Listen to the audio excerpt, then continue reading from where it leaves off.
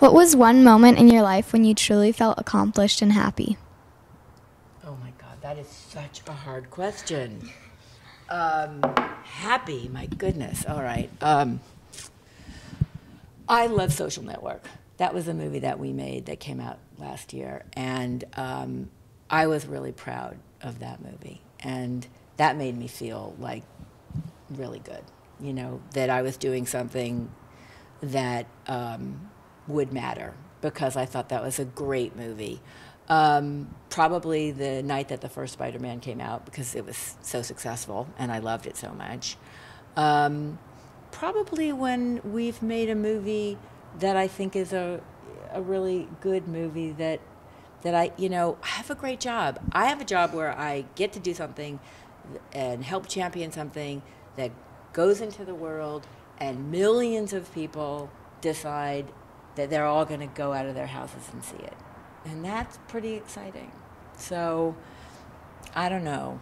Does that answer the question? Yeah. Okay.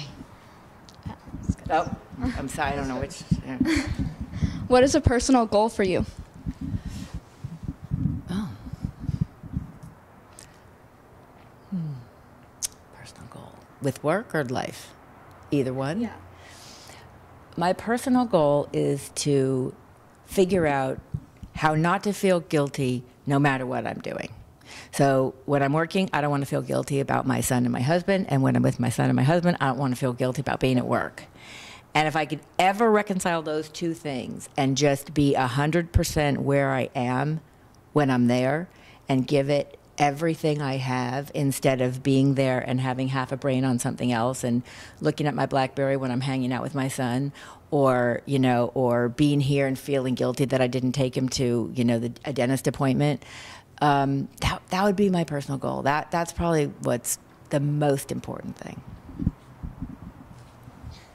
What do you want your legacy to be? That we made great movies. That we made movies that mattered. That it was a great period at Columbia or Sony when I was here helping run it. That people liked being here.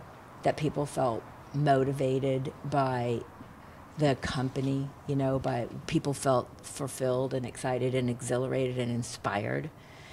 That, you know, I'm not the kind of person that anybody thought would end up being a boss, you know, except your mother. Even I didn't think that. And I think I would like to be known as being a great, very different, eccentric kind of boss.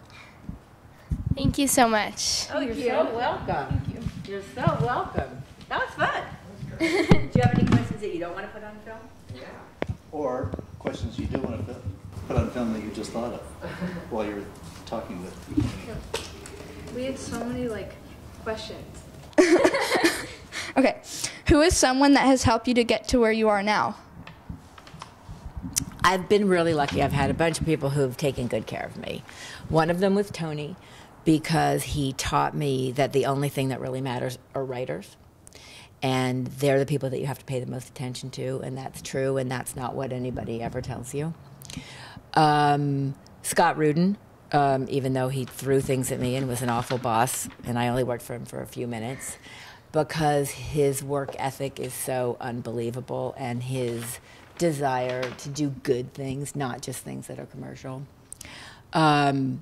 Dawn Steele, who really believed in me and taught me to trust myself.